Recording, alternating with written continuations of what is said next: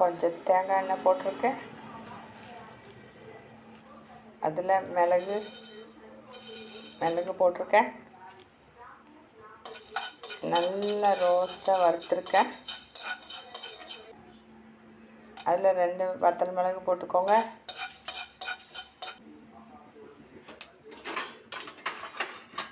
அது நல்லா பொரியணும். பொரிஞ்சதுக்கப்புறம் ட்ரான்ஸ்ஃபர் பண்ணிக்கோங்க.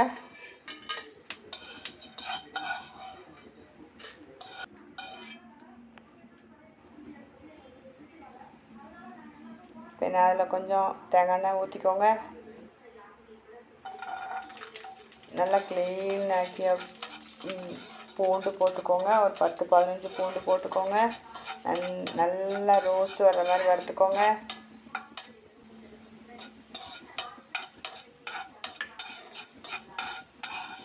அதுவும் மாற்றிக்கோங்க வேறு ஒரு பாத்திரத்துக்கு.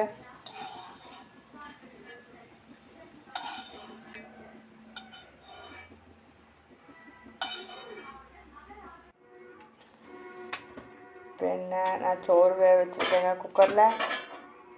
அது வெந்துருச்சுங்க சோறு. அது வடித்து எடுக்கலாம் வாங்க. நான் வடித்து எடுக்கிறதுக்கு இந்த மாதிரி வேஸ்ட்டாக உள்ள ஒரு கேஸ் ஸ்டவ்வில் அந்த இரும்பு எடுத்துக்கிட்டேங்க. இந்த மாதிரி ஒரு தட்டு வச்சுக்கிட்டேங்க. வாங்க நல்லா வார்த்து எடுக்கலாம். இது வடிக்கும்போது சோறுக்கு உள்ளே விழுகாது.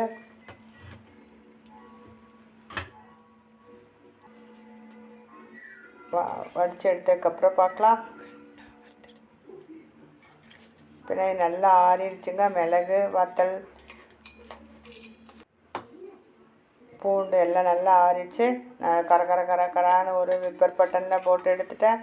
அதில் நம்ம ரோஸ்ட் ஆக்கி வச்சுருக்க பூண்டு இட்டுட்டேன். அதுவும் நல்லா கரன்னு அரைச்செடுத்து பின்ன கொஞ்சம் எண்ணெய் ஊற்றிக்கோங்க. அதில் 2 வத்தல் போட்டு வருங்க.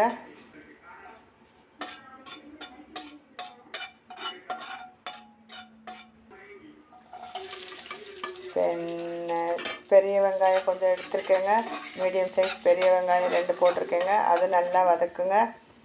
அதில் 2 தக்காளி, நல்லா பெரிய தக்காளி போட்டிருக்கேங்க. அது நல்லா வதக்குங்க.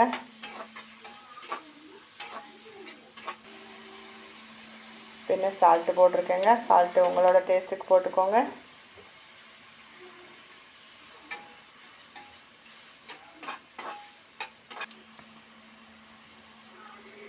கொஞ்சம் மஞ்சப்பொடி போட்டிருக்கேங்க. அதுவும் நல்லா வதக்குங்க.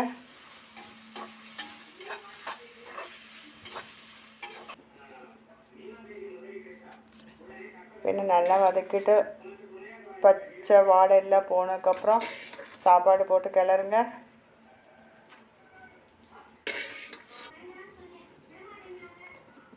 சாப்பாடு போட்டதுக்கப்புறம் நம்ம கரகரான்னு அரைச்சி வச்சிருக்குல மிளகு, வத்தல், பூண்டு இது போட்டு நல்லா வதக்குங்க. நல்லா மிக்ஸ் ஆக்குங்க.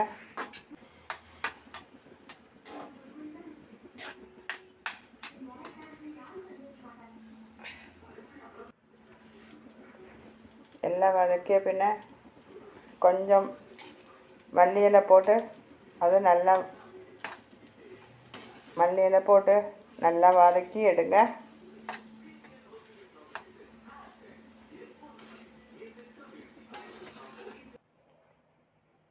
மிளகு சாதம் ரெடிங்க. Lunch box.